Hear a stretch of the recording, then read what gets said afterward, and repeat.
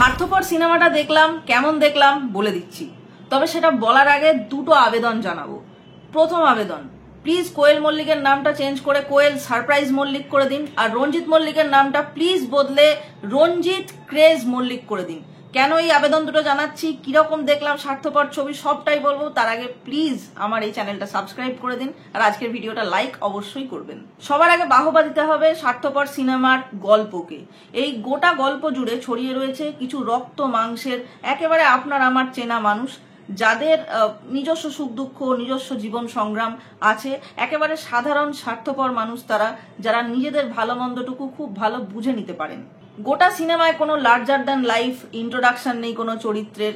এই কোনো চরিত্রকে এর থেকে বড় করে দেখাবো, এই চরিত্রকে এর থেকে ছোট করে দেখাবো, এই ধরনের কোনো চাহিদা ক্রিয়েটই করা হয়নি। সকলকে সমান স্ক্রিন প্রেজেন্স, সকলকে সমান গুরুত্ব দেওয়া হয়েছে।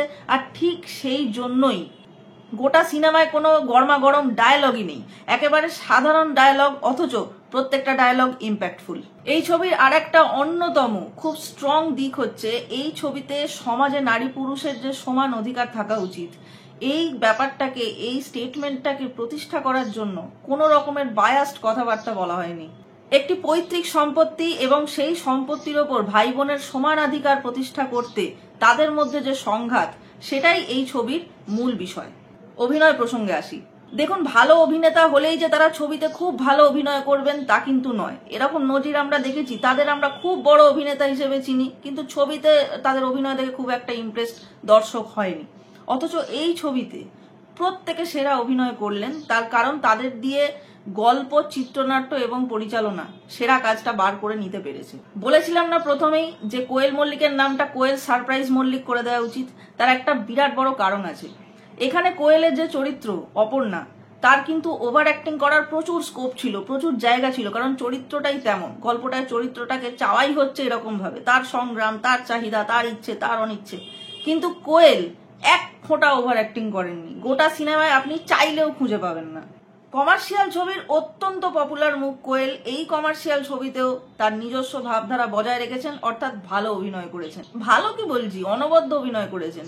একটা জিনিস বলি শুনুন, গোটা সিনেমায় একদম শেষের দিকে একটা সিন আছে যেখানে অপর্ণা তার বড় দাদা সৌরভের জন্য এক পাটি নতুন জুতো কিনে আনে, জোর করে তাকে দিতে চায়।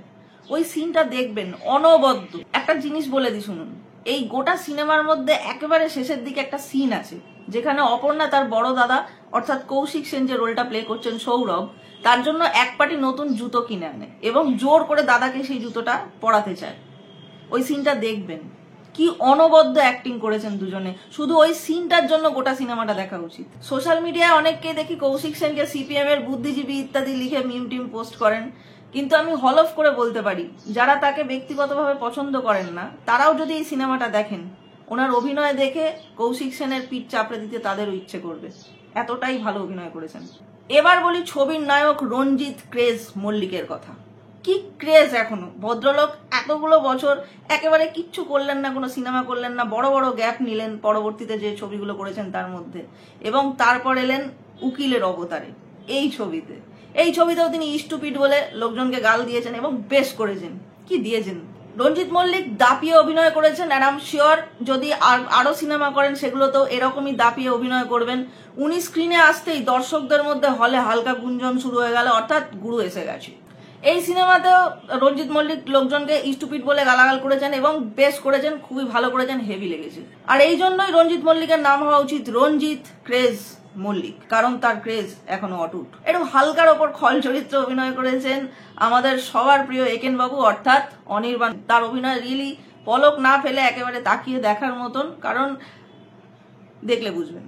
এই ছবির মিউজিক ডিরেক্টর জিৎ গাঙ্গুলি এবং তার সুর করা প্রত্যেকটা গান এই ছবিতে সত্যি খুব সুন্দর, শুনলে প্রত্যেকটা গানই ভালো লাগে।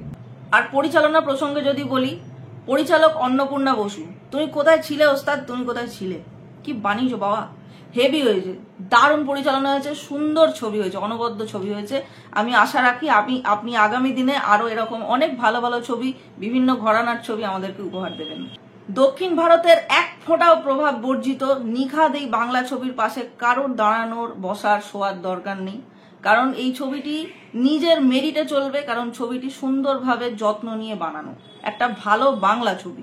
আপনারা প্রত্যেকেই স্বার্থপর ছবিটা দেখতে পারেন আপনাদের পরিবারের সঙ্গে, বন্ধুদের সঙ্গে।